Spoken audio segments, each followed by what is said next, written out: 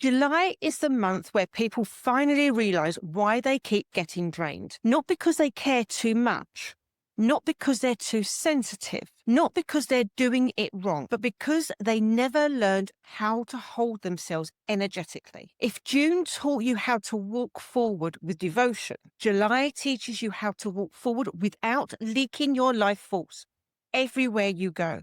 This month is not about walls. It's not about shutting down. And it's definitely not about becoming cold or unavailable. July is about learning how to be open and protected at the same time. July is ruled by Energy 7 in the 10 energy bodies. This is your aura. And the aura is not imaginary. It is not just spiritual language. The aura is your energetic immune system. It governs boundaries, protection, containment, discernment, how much of the world you take in. When your aura is strong, you can engage deeply without depletion. When your aura is weak or porous, everything feels like too much. By July, many people feel emotionally tired, overstimulated, resentful, overwhelmed by others' needs, and confused about what's theirs and what isn't. This isn't a mindset issue.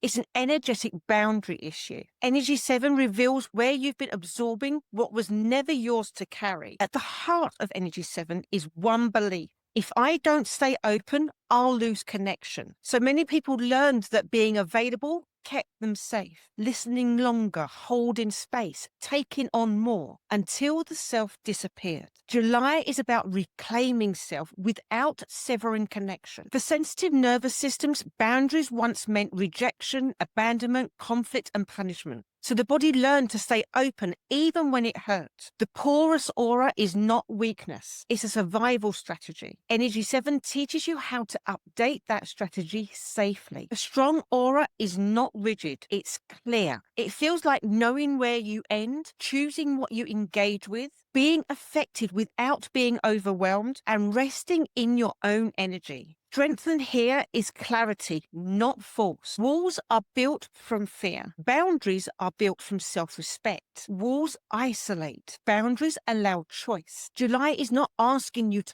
harden. It's asking you to be selective. So close your eyes. Feel the space around your body. Not with imagination, with sensation. Notice where you feel expanded. Notice where you feel collapsed. This is your energetic field. Your body already knows it. Empathy without discernment leads to depletion. Discernment asks, is this mine to hold? Energy 7 teaches energetic responsibility, not emotional withdrawal. You are not here to absorb everything. You are here to choose what you engage with. July is where that choice becomes conscious. Now, in the next part, we go deeper into energetic leakage, people-pleasing and the aura, hypervigilance versus protection, the nervous system's safe boundary practices. For now, let this land. You don't need to give less. You need to hold yourself more. Let's go into energetic leakage and why you're tired even when you rest. This is where Energy Body 7 starts telling the truth. Because many of you are resting, but you're still exhausted. Not because your body isn't recovering, but because your energy is leaking faster than you can replenish. Energetic leakage isn't dramatic. It's subtle. It happens when you stay mentally engaged long after a conversation ends. You replay other people's emotions in your body. You anticipate needs that weren't asked of you. You hold responsibility for others' feelings. You don't emotionally disengage after giving. Your aura stays open, and open systems leak. Sleep restores the physical body, but a porous aura drains energy while you're still awake. So you wake tired. This isn't burnout. It's energetic exposure. Energy 7 teaches you that rest without containment is incomplete. People-pleasing is not just behavioral. It's energetic. Your aura reaches outward, monitoring moods, adjusting tone, softening truth, and anticipating reactions. You're not trying to be liked. You're trying to stay safe. July reveals this pattern so it can be released. Empathy is a gift. Without containment, empathy turns into self-abandonment. You feel what other feels, but you don't know where it ends. Energy 7 teaches you can feel with someone without feeling for them. Many people confuse hypervigilance with protection. Hypervigilance scans constantly. Protection is calm. Hypervigilance says stay alert. Protection says I am safe enough to rest. A strong aura reduces the need to scan. So notice where your energy drains most. Certain people, certain environments, certain topics. I return to my own energy. Feel yourself settle back into your body. This closes the field. You don't need to care less. You need to contain your care. July is teaching you how to stop leaking without hardening. This is where Energy 7 goes from insight to liberation, because many of you aren't just empathetic, you're over-attuned. Over-attunement is not a gift, it's a trauma application. Over-attunement develops when your nervous system learned, I must track others to stay safe. So you learn to read the room instantly. Feel emotional shifts before words are spoken. Anticipate reactions. Adjust yourself preemptively. This isn't intuition, it's vigilance. July invites you to unlearn it gently. Sensitivity without containment leads to overload. If your aura is porous, stimulation floods your system. Emotions, noise, expectations, and conflict. The body never fully discharges, so exhaustion becomes chronic. Energy 7 restores containment, not numbness. So let's be clear. Containment is not shutting down. Shutdown disconnects you from yourself. Containment keeps you with yourself while engaging. Containment sounds like, I can feel this without absorbing it. That's the skill July builds. If boundaries once caused conflict, shutdown felt safer.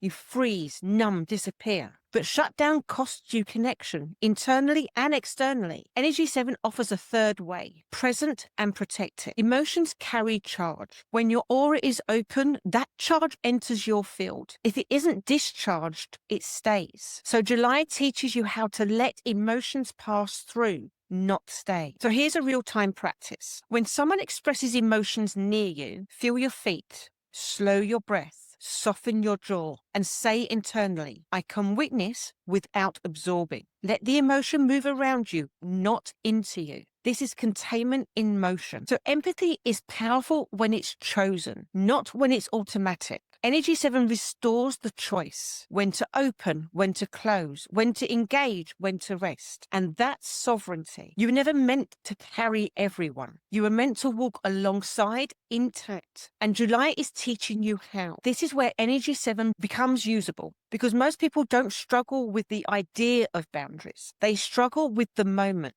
the look, the pause, the internal surge of guilt. So they override themselves again. July is here to teach you boundaries that don't require explanation, speeches, or emotional labor. Boundaries are often taught as something you do to others, but true boundaries are something you hold within yourself. When your aura is clear, fewer words are needed. Confrontation becomes optional, not mandatory. Discernment asks one simple question. Is this mine to engage with? Not everything requires a response. Not every emotion requires your presence. And not every request deserves access to you. Energy 7 restores your right to choose before engagement. Explanation keeps the aura open. You stay engaged, you stay accessible, you stay hooked into other people's reactions. Most explanations aren't for clarity, they're for permission. So July teaches you, you don't need permission to protect your energy. Many boundaries are energetic, not verbal. They look like delayed responses, shorter replies, neutral tone, leaving earlier, changing the subject. These are not passive,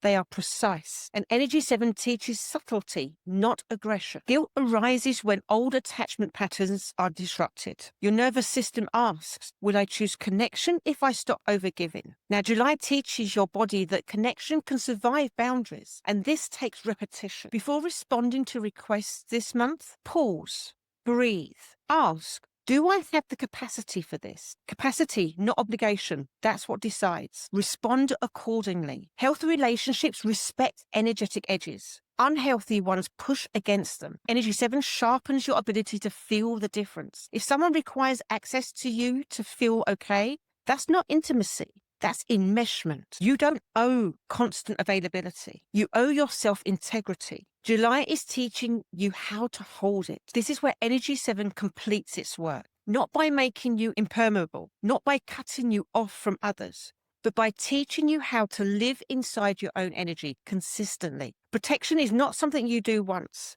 It's something you practice. Your aura is affected by conversations, environments, screens, emotional exchanges, and responsibility. Just like the body needs hygiene, so does your energetic field. Ignoring this doesn't make you spiritual. It makes you depleted. July restores energetic self-responsibility. Weak aura scans constantly. A strong aura rests. Protection does not require alertness. It requires containment. When your field is held, you don't need to watch for danger. Energy 7 teaches calm protection. This does not need to be complicated. Daily aura hygiene can be conscious breathing after interactions, grounding through the feet, closing your day intentionally, returning awareness to your body. Consistency matters more than intensity. Each morning, before engaging with the world, stand or sit, feel your body. Imagine your awareness setting into yourself, not reaching outwards, and say internally, I choose to move from my own center today, and feel the difference. And at the end of the day, pause, breathe, and ask, what did I pick up today that isn't mine? And on the exhale, release it. Your system needs closure. You will still overextend sometimes. That's just human. But repair looks like withdrawing gently, reducing input, grounding physically, and resting your senses. Repair prevents long-term depletion. Energy 7 teaches recovery, not perfection. Sovereignty is not isolation. It is choice. Choice about who has access, when you engage, how much you give, and when you rest. This is maturity. So close your eyes.